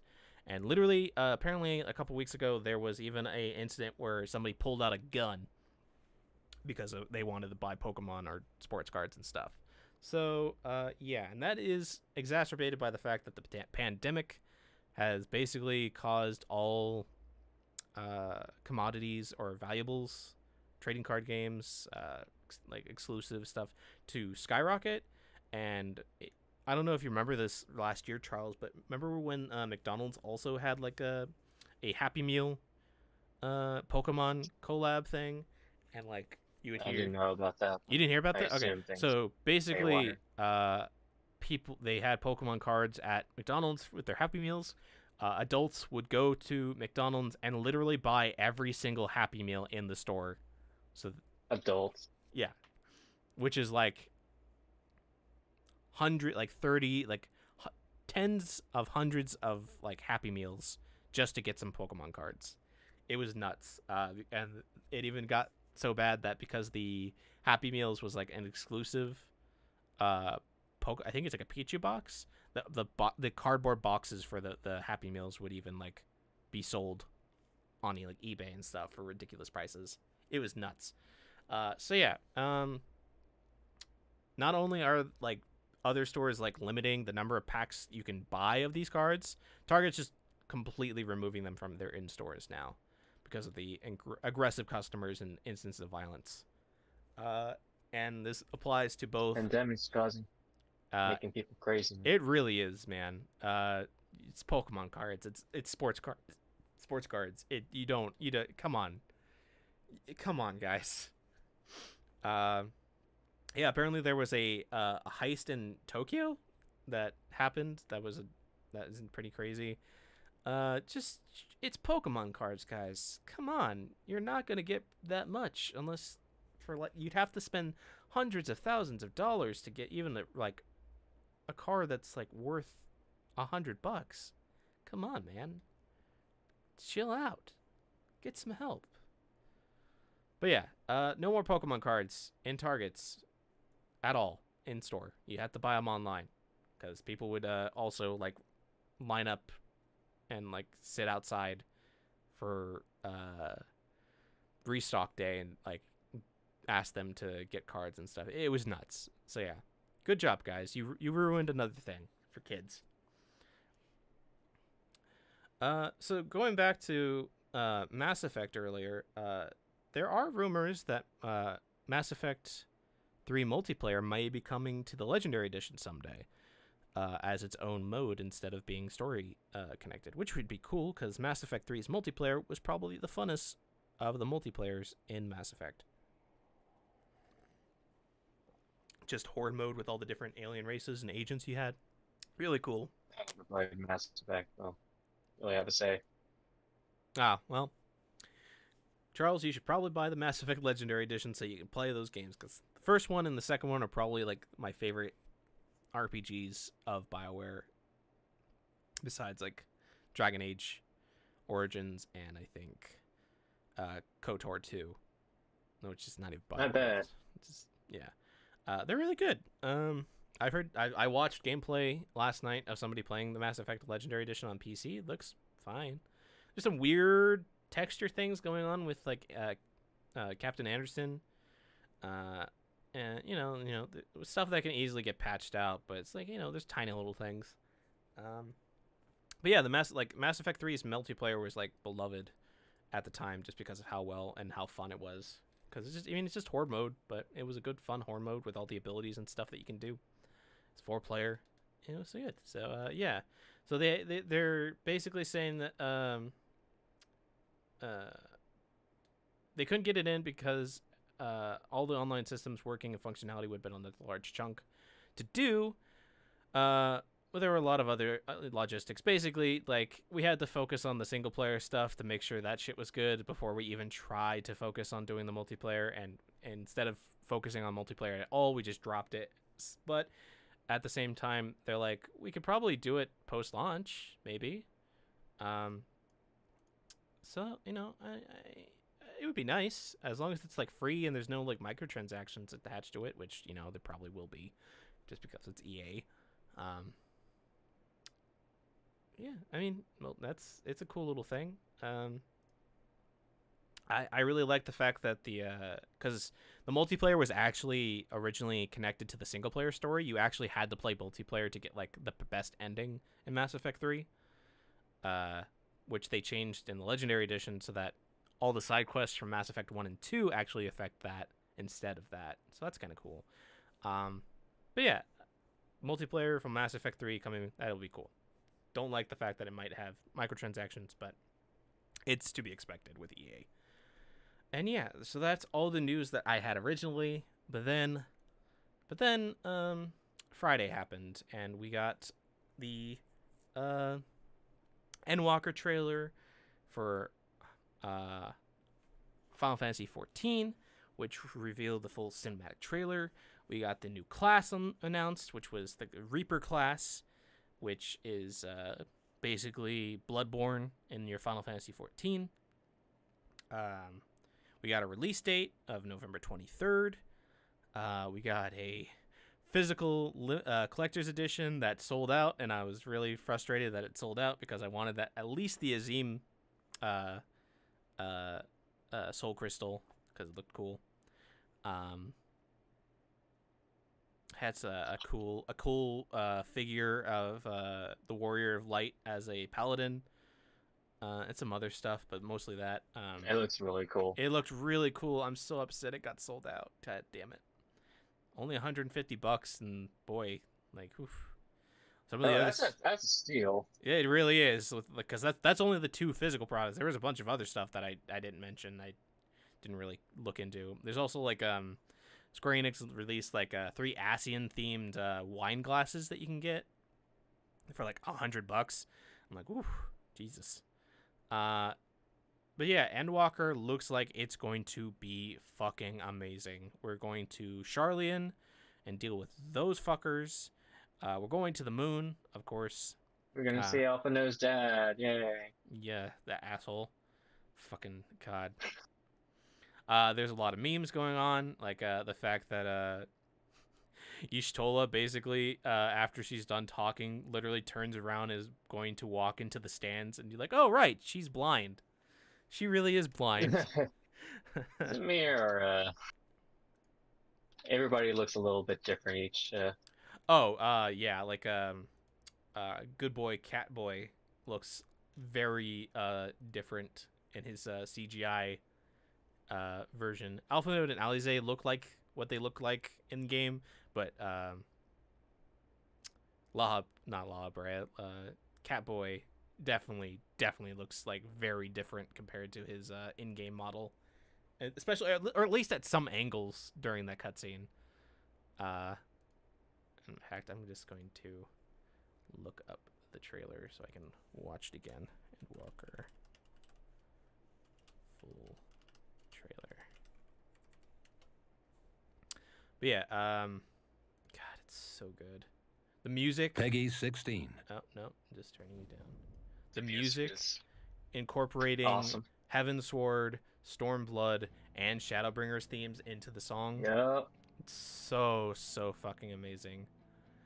Oh God. I just want to give composers like Soken a huge props. Yeah, it's just, how can you be so good, man? I don't know, man. Unreal. I think he I mean, he's also probably like a fan before he joined the company, or even if he wasn't a fan before he joined the company, he was a fan the entire time. It's just he just nails it, and is a fucking, he's just amazing, man. And the reason why we're talking about him right now in particular is because during FanFest last night, Yoshi P and Soken talk about how basically during production of 5.3 through 5.5, Soken was in the hospital for, what was it? I know it was cancer, but did he say what type of cancer it was? No, he just says he had cancer. And basically didn't tell. He told Yoshi P not to tell the dev team that he was sick at all during production, mostly because it was in the middle of COVID and nobody could see him anyway, but also because he didn't want them to get disheartened and not give it their all. And during production, Yoshi P, when he was talking to Soken, when he was at the hospital, talking about To the Edge, and how he asked him if he wanted to cut. Great song, by the way. Fucking amazing song. But when he asked him to if he wanted to cut anything, Soken's like, no, I'm just gonna give this my all and everything, just so that if anything happens, this song will be like the best. And he nailed it. To the Edge is such a great amalgamation of Shadowbringers and the themes of the Asians and everything. Oh man, just it hits different now. Yeah, it really hits different now once you listen to the lyrics and the song. Yeah, you can feel the emotional weight. So good. But so good. So he talked about that, and like all the devs that were there, hearing this, they were really really shocked, and you can see like they were just wide-eyed surprise, and Soken was just so happy that the fans and the love of To the Edge and all the songs that he made for those were basically what allowed him to overcome his cancer and he's now in full remission, basically, his doctor said. Yay. And hearing that and then seeing Yoshi P basically crying because he just, you could see that this weighed heavily. Apparently also Yoshi P lost another friend this last year over cancer as well. And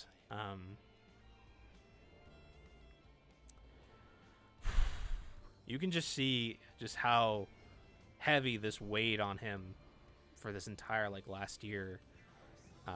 Yeah, you know, you can tell that he didn't want to make Soken work because of the whole cancer thing. He really didn't want him to work, but he's like, Soken's like, fuck, let me do it. And then you find out that back when Yoshi P took over directorial duties back after A Realm Reborn happened, or before A Realm Reborn happened, everybody looked. He gave like a speech to the devs, and everybody looked at him weirdly about like, who's this guy? And apparently Soken was the first person to go up and fist bump and raise his hand in the air and say, "Yeah, let's do it."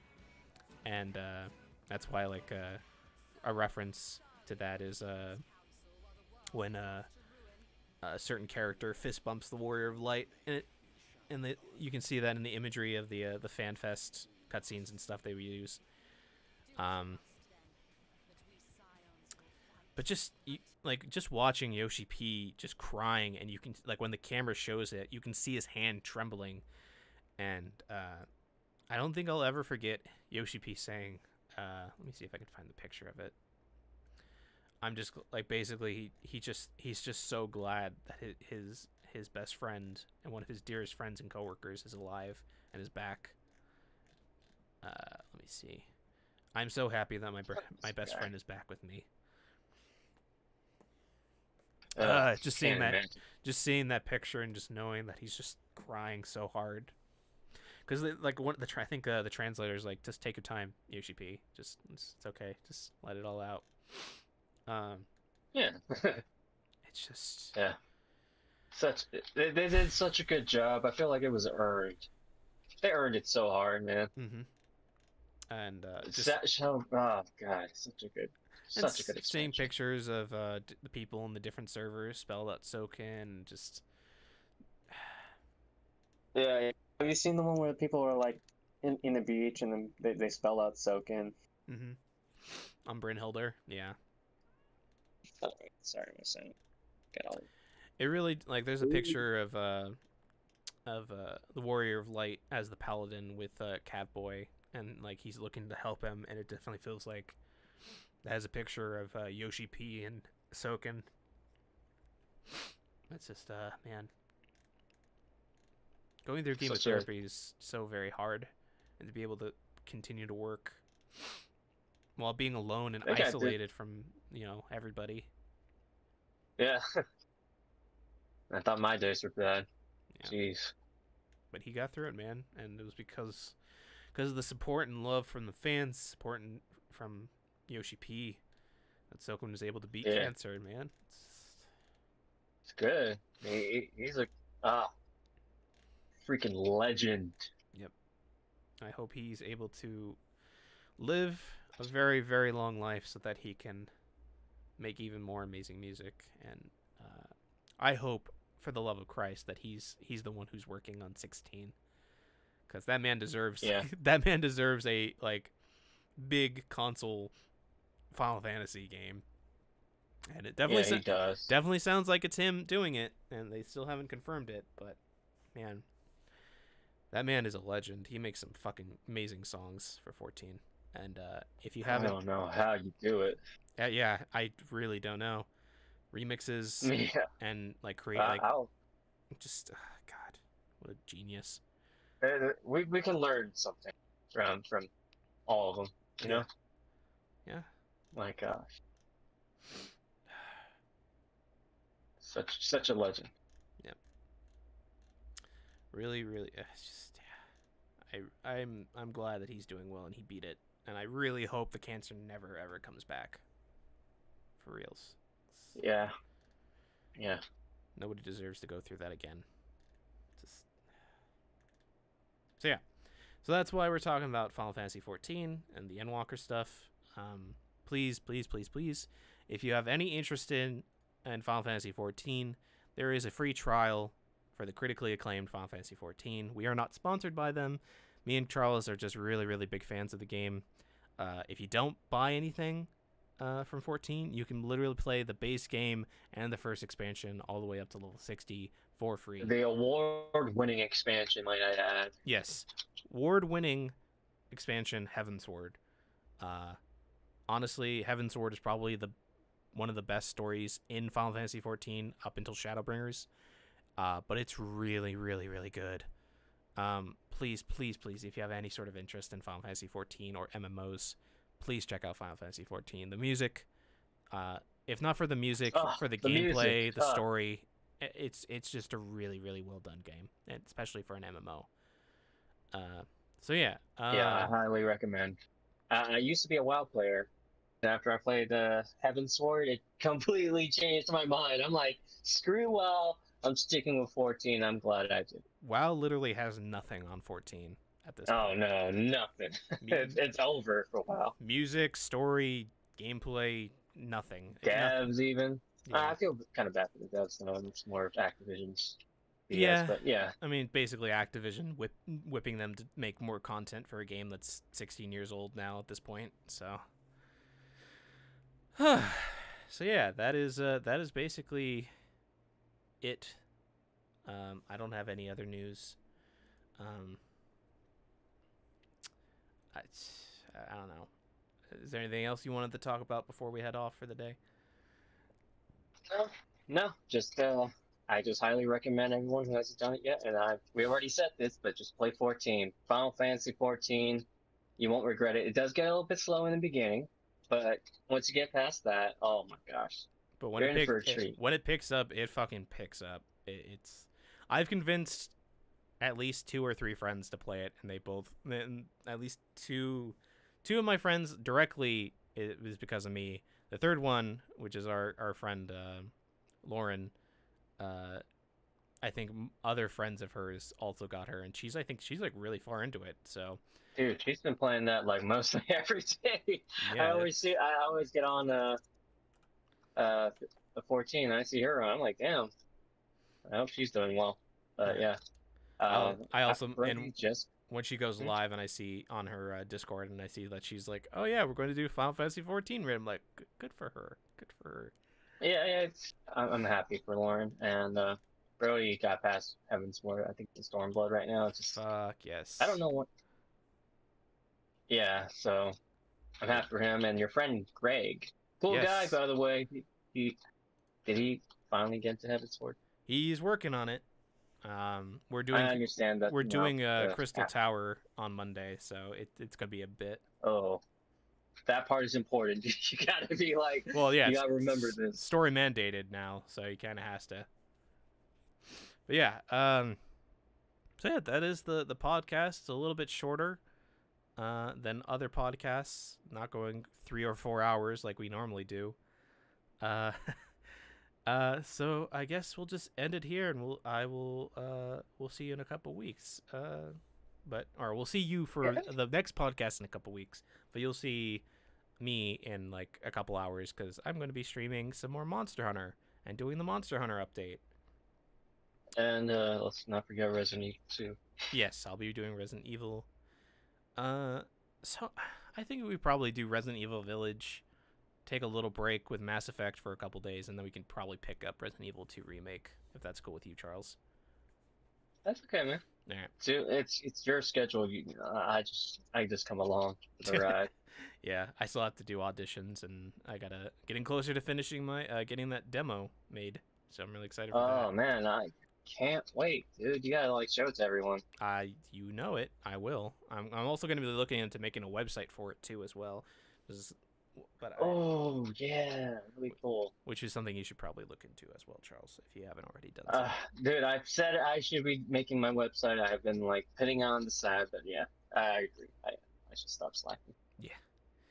Okay. So, Thank you to everyone that's been watching. Like, y'all are a blessing, and even if you are, I'm not sure if you're here, but I still, yeah, it's always appreciated, even for the lurkers. yeah, So, yeah. So, we're just going to end the stream because I got stuff to do. My dad's asking me to buy a bunch of shit for grocery shopping all of a sudden. And then I'll be back with some Monster That's Hunter annoying. with, I think, my friend Maihan and Glass Harmonica in a little bit. So I will see everybody later. Thank you again, Charles, as always, for being my graceful co-host. And I hope everybody has a wonderful rest of your Sunday. All right? Yeah, everybody have a great weekend. Have a great rest of your Or at weekend. least the end of your weekend. Yes. Yeah. Bye, guys. All right, man.